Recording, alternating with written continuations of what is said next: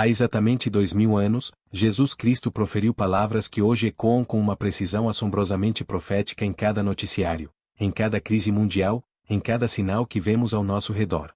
As palavras que ele disse no Monte das Oliveiras não eram apenas para aquela geração, eram um mapa detalhado dos últimos dias, e hoje, meus queridos irmãos, estamos vivendo no cumprimento literal dessas profecias. Se você não compreender o que está prestes a ouvir nos próximos minutos, pode perder a oportunidade de se preparar para o que já começou a se manifestar diante dos nossos olhos. Enquanto assistimos juntos essa história impactante, peço que você já deixe seu amém nos comentários e se junte a essa comunidade de buscadores da verdade, clicando no botão de inscrição, porque as revelações que compartilharei hoje podem transformar completamente sua perspectiva sobre os tempos em que vivemos. Era uma tarde solene em Jerusalém quando Jesus se assentou no Monte das Oliveiras, tendo diante de si a magnífica visão do templo que brilhava dourado sob o sol palestino.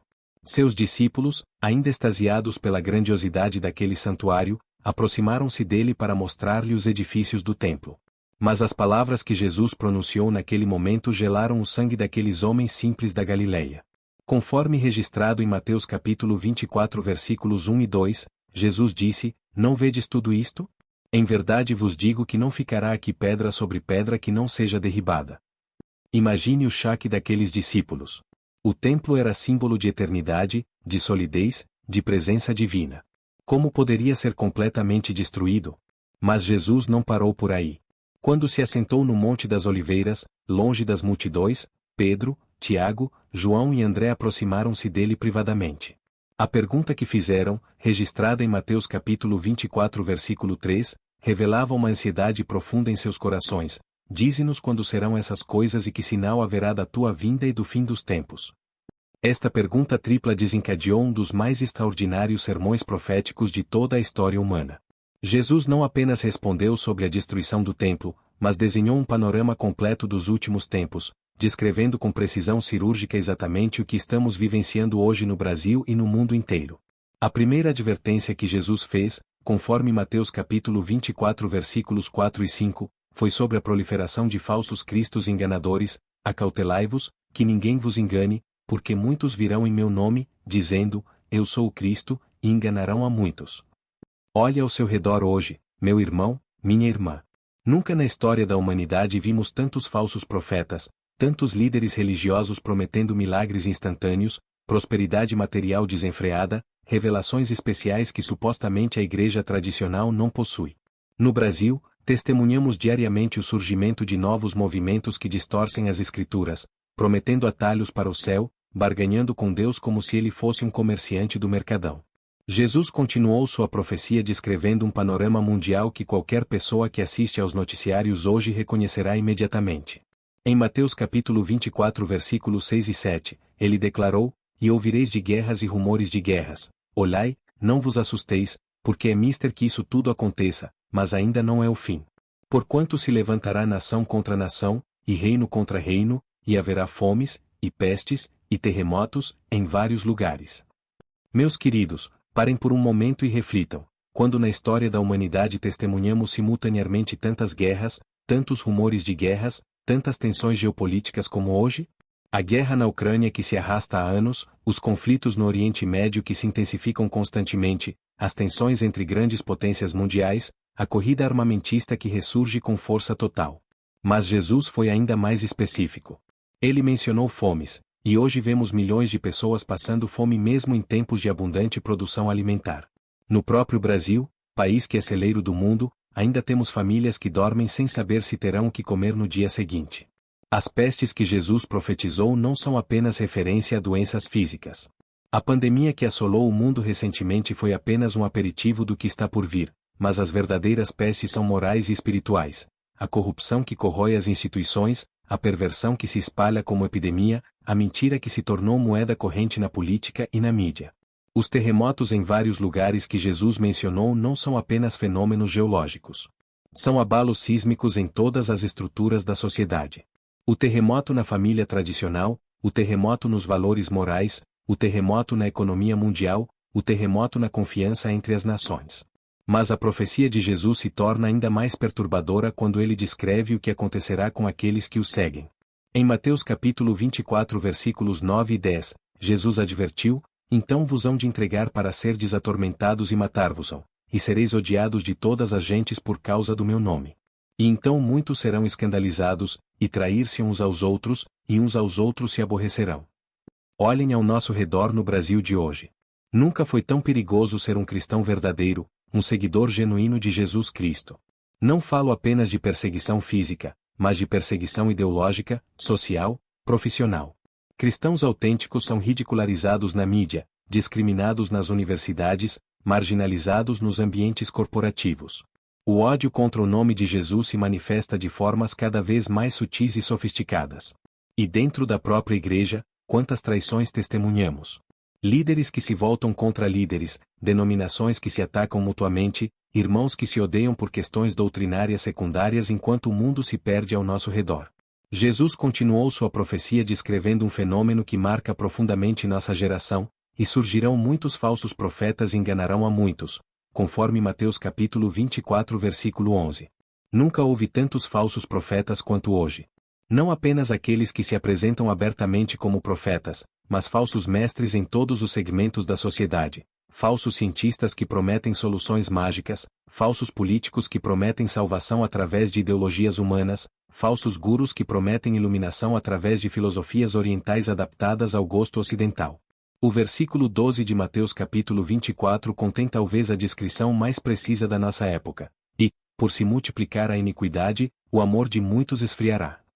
Meus irmãos, vocês já pararam para observar como o amor genuíno se tornou raro em nossa sociedade?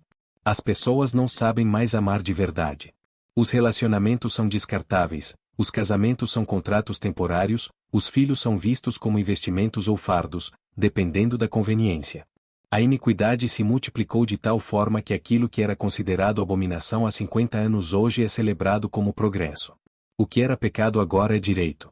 O que era perversão agora é diversidade. E nesse contexto de inversão total de valores, o amor verdadeiro, o amor ágape que Jesus ensinou, esfria nos corações até mesmo daqueles que se dizem cristãos.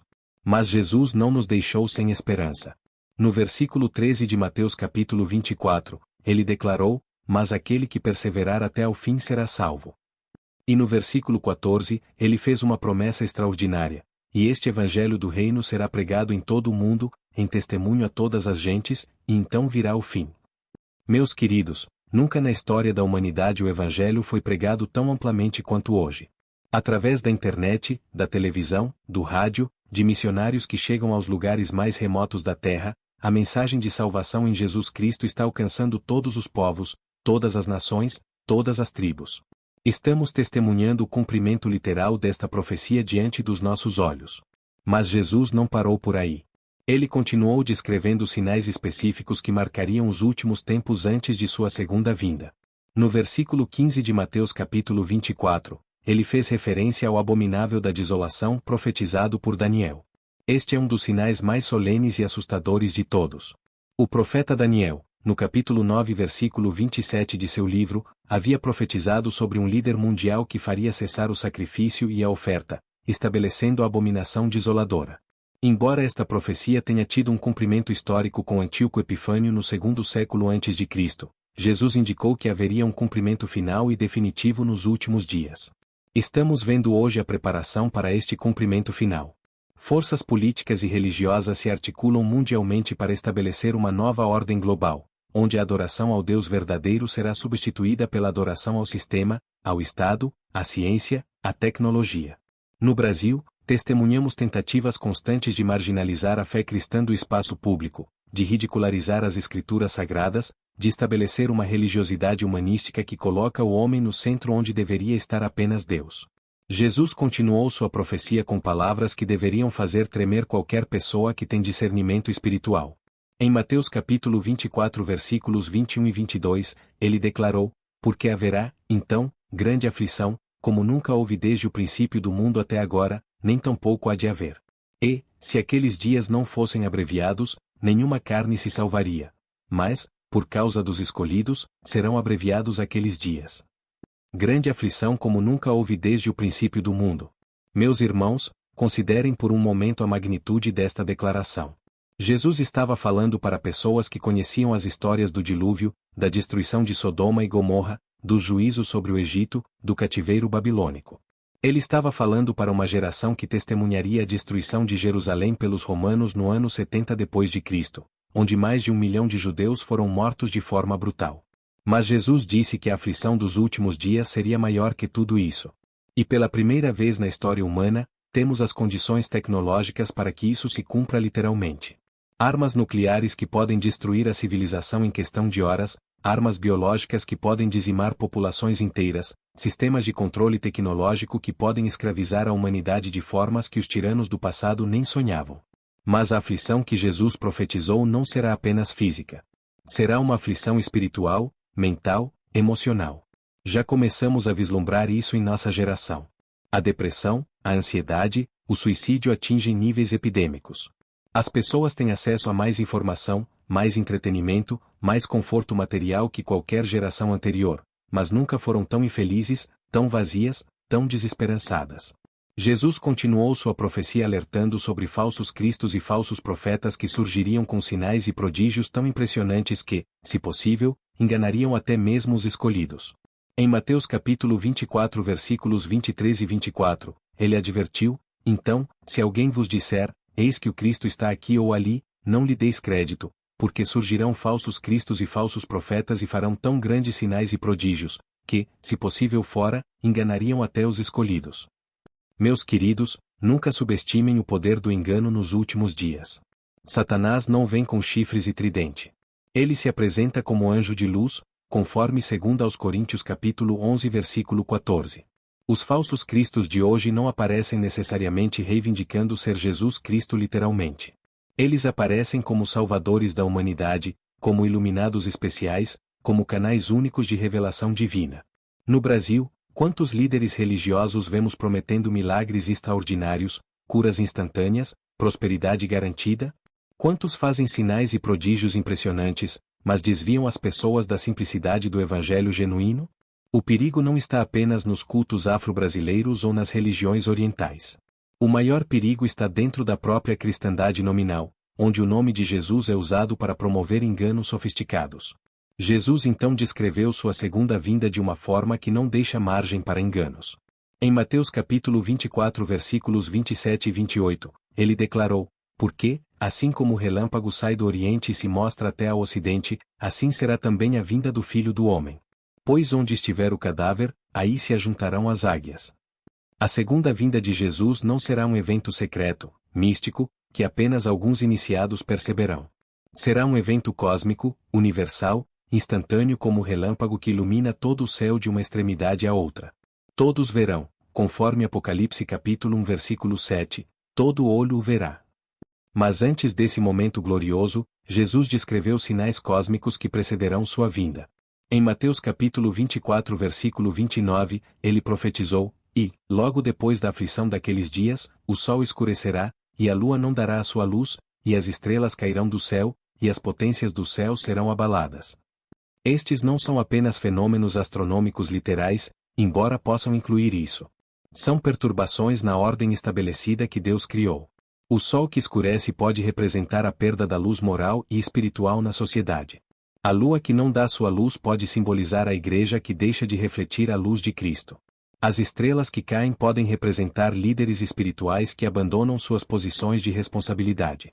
As potências do céu sendo abaladas falam de uma crise que não se limitará à Terra, mas afetará toda a ordem cósmica estabelecida por Deus. Estamos vendo sinais disso hoje: a crescente hostilidade contra tudo que é sagrado, a dessacralização de todas as instituições divinas, a rebelião aberta contra a autoridade do Criador. Mas então vem o versículo que faz o coração de todo verdadeiro cristão saltar de júbilo. Mateus capítulo 24 versículo 30. E, então, aparecerá no céu o sinal do Filho do Homem, e, então, todas as tribos da terra se lamentarão e verão o Filho do Homem vindo sobre as nuvens do céu, com poder e grande glória. Meus irmãos, este é o momento pelo qual a Igreja tem suspirado há 2000 anos. Quando Jesus aparecer nas nuvens, não haverá dúvidas, não haverá interpretações alternativas, não haverá enganos possíveis. Toda criatura na terra reconhecerá imediatamente quem ele é. As tribos da terra se lamentarão porque finalmente compreenderão a oportunidade que perderam. Aqueles que rejeitaram Jesus, que zombaram de seu nome, que perseguiram seus seguidores, que negaram sua divindade, finalmente verão a realidade diante de seus olhos. Mas será tarde demais para arrependimento. Contudo, para aqueles que o amam, que o seguem, que permanecem fiéis apesar de todas as pressões e perseguições, será o momento da maior alegria imaginável. Conforme Mateus capítulo 24 versículo 31, e ele enviará os seus anjos com rijo clamor de trombeta, os quais ajuntarão os seus escolhidos desde os quatro ventos, desde uma extremidade dos céus até a outra. Este é o momento do arrebatamento, da ressurreição dos mortos em Cristo, da transformação dos vivos que permaneceram fiéis. Não importa onde estivermos, no Brasil, na China, na África, na Europa, os anjos de Deus nos ajuntarão desde os quatro ventos. Jesus então deu uma parábola para ensinar sobre o discernimento dos tempos. Em Mateus capítulo 24 versículos 32 e 33, ele disse: Aprendei, pois, esta parábola da figueira. Quando já os seus ramos se tornam tenros e brotam folhas, sabeis que está próximo o verão. Igualmente, quando virdes todas essas coisas, sabei que ele está próximo, às portas. A figueira na profecia bíblica frequentemente representa Israel. Meus irmãos, em 1948, pela primeira vez em quase 2000 anos, Israel voltou a ser uma nação. Os ramos da figueira começaram a brotar folhas. E desde então, temos testemunhado o cumprimento acelerado de todas as profecias bíblicas relacionadas aos últimos tempos. Jesus fez então uma declaração solene que deveria despertar urgência em cada coração: em verdade vos digo que não passará esta geração sem que todas essas coisas aconteçam, conforme Mateus capítulo 24 versículo 34.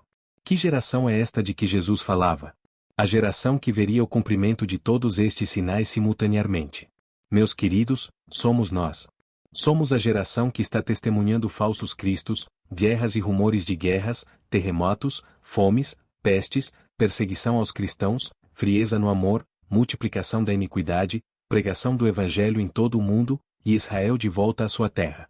Todas estas coisas estão acontecendo simultaneamente pela primeira vez na história. Jesus está às portas. Sua vinda está mais próxima hoje do que quando cremos pela primeira vez. Mas Jesus concluiu sua profecia com uma advertência solene sobre a imprevisibilidade do momento exato de sua vinda. Em Mateus capítulo 24 versículos 36 a 39, ele declarou: Mas daquele dia e hora ninguém sabe, nem os anjos do céu, mas unicamente meu Pai. E, como foi nos dias de Noé, assim será também a vinda do Filho do Homem. Porquanto, assim como, nos dias anteriores ao dilúvio, comiam, bebiam, casavam e davam-se em casamento, até ao dia em que Noé entrou na arca, e não o perceberam, até que veio o dilúvio e os levou a todos, assim será também a vinda do Filho do Homem. Nos dias de Noé, as pessoas viviam suas vidas normalmente, ignorando completamente os sinais dos tempos e as advertências do pregador da justiça. Comiam, bebiam, casavam, trabalhavam, planejavam o futuro como se nada fosse acontecer. E quando o dilúvio veio, foram completamente surpreendidas. Meus irmãos, olhem ao nosso redor hoje. A grande maioria das pessoas vive exatamente como nos dias de Noé. Completamente absortas em seus prazeres, seus negócios, seus planos, seus relacionamentos, ignorando totalmente os sinais claríssimos de que estamos no fim dos tempos. A Igreja de Jesus Cristo precisa ser como Noé, pregando a justiça, advertindo sobre o juízo vindouro, preparando-se espiritualmente para o que está por vir. Jesus terminou esta sessão de sua profecia com uma ilustração sobre duas pessoas trabalhando juntas, mas apenas uma sendo arrebatada. Em Mateus capítulo 24 versículos 40 e 41, ele disse: Então, estando dois no campo, será levado um, e deixado o outro; estando duas moendo no moinho, será levada uma, e deixada a outra.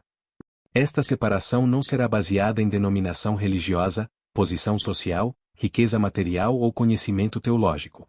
Será baseada em uma coisa apenas: relacionamento pessoal e genuíno com Jesus Cristo.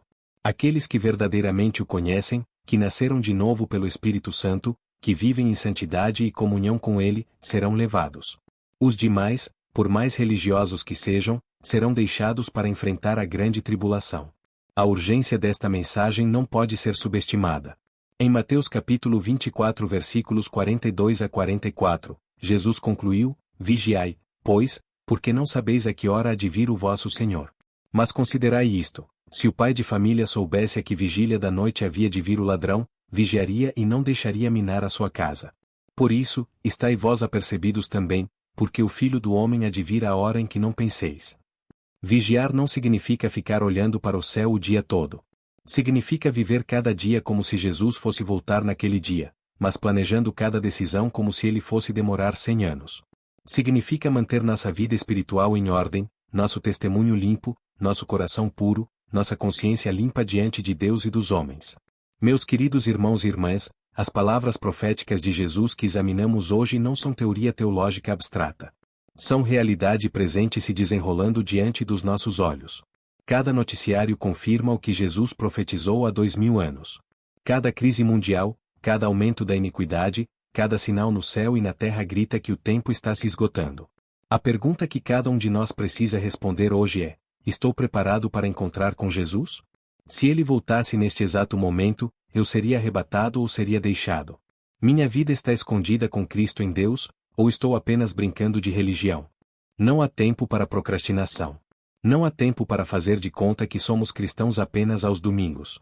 Não há tempo para viver uma vida dupla, santa na igreja e mundana na sociedade. Os sinais são claríssimos: Jesus está voltando, e sua vinda está muito mais próxima do que imaginamos. Se esta mensagem tocou seu coração e abriu seus olhos para a verdade profética que estamos vivenciando, não hesite em expressar sua gratidão com um like, compartilhar essa luz com seus amigos e familiares que precisam ouvir estas verdades urgentes, e inscrever-se para que possamos continuar a desvendar juntos os mistérios divinos revelados nas Escrituras Sagradas. O tempo da decisão é agora. O tempo da preparação é hoje. Jesus está às portas, e bem-aventurados aqueles servos que ele encontrar vigiando quando vier. Que o Senhor nos conceda sabedoria, discernimento e santidade para vivermos dignos da vocação com que fomos chamados, até que vejamos sua face gloriosa nas nuvens dos céus. Amém.